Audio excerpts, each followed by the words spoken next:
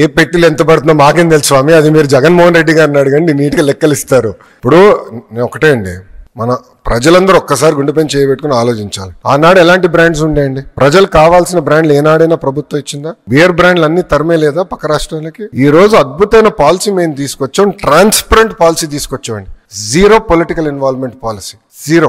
ఈరోజు పక్క రాష్ట్రాల నుంచి డెలిగేషన్స్ వచ్చి మీ పాలసీ ఏంటి, ఎట్లా అమలు చేస్తున్నారని మన దగ్గర నేర్చుకుని వెళ్తున్నారు పక్క రాష్ట్రం నుంచి వచ్చి. Transparent policy. లిక్కర్ విషయంలో మొదటి రోజు నుంచి మేము ఆందోళన చేసాం. మేము చెప్పాం, కల్తీ మద్యం అమ్మి ముందల బాబుల్ని చంపేస్తున్నారు, దీనివల్ల ప్రజలు తీవ్రంగా ఇబ్బంది పడుతున్నారు, లివర్ సిరోసిస్ పెరుగుతుంది, లివర్ ఫెయిల్యూర్స్ అవుతున్నాయి, ఎక్కువ మంది చనిపోతున్నారు అని పదే పదే చెప్పాం. రెండోది బ్రాండ్ కిల్లింగ్ చేస్తున్నారు అని మేము చెప్పాం. డబ్బులు ట్రాన్స్ఫర్ అయింది, చెక్ లో ట్రాన్స్ఫర్ అయింది. విచిత్రం ఏంటంటే ఒక లిక్కర్ కంపెనీ 400 కోట్ల బంగారం ఇప్పుడు ఉంటుందండి. అది రా మెటీరియలా మద్యానికి బంగారం?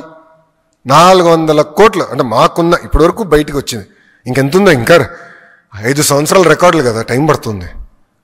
400 కోట్ల రూపాయలు విలువైన బంగారం ఒక లిక్కర్ కంపెనీ కొనింది అంటే ఎవరికి వెళ్ళిందా బంగారం? Simple question. దాని ముందర వాళ్ళు ఎప్పుడు కొనలేదు, దాని తర్వాత ఎప్పుడు కొనలేదు. అంటే 5 సంవత్సరాల ముందర వాళ్ళు ఎప్పుడు బంగారం కొనలేదు, ఈ 5 సంవత్సరాల తర్వాత ఏనాడు బంగారం కొనలే. మళ్ళీ అప్పుడే ఎందుకు కొన్నారు? అది కూడా 400 కోట్ల రూపాయలు విలువైన బంగారం, ఇంతంత కాదు. అంటే అంటే ఎంత అద్భుతమైన ఇన్వెస్ట్మెంట్ చేశారో అవినీతిలో కూడా నాకు అర్థమైంది అప్పుడు. ఎందుకంటే అప్పుడు బంగారం ధర కూడా తక్కువ ఉండే, ఇప్పుడు విపరీతం పెరిగిపోయింది. అంటే క్రిమినలైజేషన్ ఆఫ్ పాలిటిక్స్కి ఒక అద్భుతమైన ఉదాహరణ ఒక్క లిక్కర్లోనే అడ్డగోలుగా క్రిమినలైజేషన్ చేశారు. ఇప్పుడు ఆధారాలతో మాకు దొరికినాయి. అదాన్ డిస్టిలరీస్కి డబ్బు వెళ్ళింది, అదాన్ డిస్టిలరీస్ నుంచి పిఎల్ఆర్ కన్స్ట్రక్షన్కి డబ్బులు వెళ్ళినాయి వితౌట్ ఎనీ అగ్రిమెంట్. అదే జగన్ గారిది అంటున్నాడు ఆయన, అదే అర్థం చేసుకోవాలి స్వామి మీరు. ఇది డబ్బులు నాది కాదు జగన్ అని చెప్తున్నాడు ఆయన, అది అర్థం చేసుకోవాలి. అంటే మీరు చూడండి ఎంత అన్యాయమో.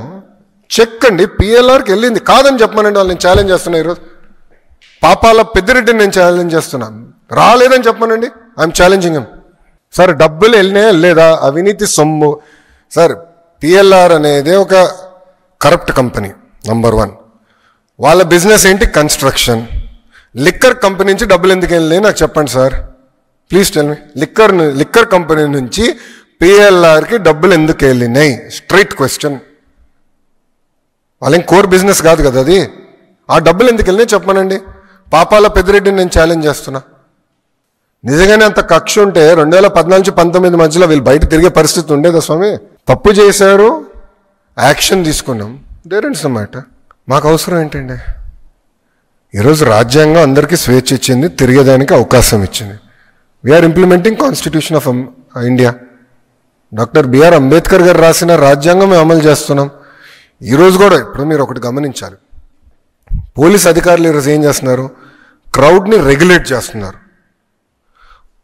ఎందుకంటే అందరిలో ఒకేసారి జగన్మోహన్ రెడ్డి గారి పైన పడితే మళ్ళీ మాకు సెక్యూరిటీ లేదని ఆయనే ఏడుస్తాడు. మళ్ళీ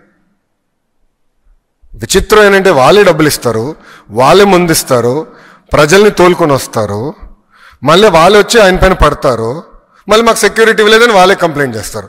సెక్యూరిటీ ఇస్తేమో ప్రజలు మా దగ్గర రానిట్లేదని వాళ్ళే కంప్లైంట్ చేస్తారు. ఇది వింతగా లేదా మీకు? మేము వీఆర్ రెగ్యులేటింగ్. అంటే రోడ్లో ఎంత, ఇప్పుడు ఆల్రెడీ ఒకరిని చంపారు కదా, మీరు ఒక్క విజిట్లో కార్ కింద ఒకరు పడ్డారు కదా, వీడియో బయటకు వచ్చింది. ఆ రోజు కానీ జగన్మోహన్ రెడ్డి గారు దిగి ఆ వ్యక్తిని ఆయన కారులో పెట్టుకొని హాస్పిటల్కి వెళ్ళుంటే ఆ వ్యక్తి ఈరోజు బతికేవాడు. ఒక వ్యక్తి చనిపోయాడు, కనీసం వెళ్ళి ఆ కుటుంబాన్ని పరామర్శించలేదైనా. నంబర్ 2, ఆయన వెళ్తున్న దాంట్లో ఒకరి గుండెపోటు వచ్చి చనిపోయాడు ఆయన కార్యకర్త, ఆయన కనీసం పట్టించుకోలేదు. ఆ ట్రాఫిక్లో అంబులెన్స్లో ఒకటి చిక్కుని ఏకంగా బయటికి రాలేకపోయాడు ట్రాఫిక్ నుంచి. ఇంకొకరు చనిపోయారు. అంటే ఒకరిని పరామర్శించడానికి వెళ్తే ముగ్గురిని చంపేశాడు స్వామి. మళ్ళీ అది జరిగితేమో తప్పు ప్రభుత్వాన్ని, రెగ్యులేట్ చేస్తేమో తప్పు ప్రభుత్వాన్ని. We are following due process of the లా.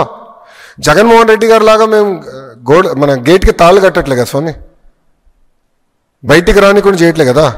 ఇప్పుడు గౌరవ ముఖ్యమంత్రి గారి ఇల్లు చుట్టూ, ఇప్పుడు చంద్రబాబు నాయుడు గారి ఇల్లు చుట్టూ 144 సెక్షన్ అమల్లో లేదు. ప్రజలు రావచ్చు, వాళ్ళ సమస్యలు చెప్పుకోవచ్చు. వారానికి ఒక రోజు నేను ప్రజా దర్బారు నిర్వహిస్తున్నాను, ఓపెన్గా మాట్లాడుతున్నాం. మేము మనుషులమే, 10 నిర్ణయాలు 3 తప్పొస్తే సరిదిద్దడానికి మేము సిద్ధంగా ఉన్నాం స్వామి. వీఆర్ నాట్ పర్ఫెక్ట్, నేర్చుకుంటున్నాం. We are willing to learn. అది ఈ ప్రభుత్వానికి, కూటమి ప్రభుత్వానికి ఉన్న చిత్తశుద్ధి. ప్రతిదీ మేము చర్చిస్తున్నాం, డిస్కస్ చేస్తున్నాం, పరిష్కరిస్తున్నాం. Please subscribe to Leo News for more videos.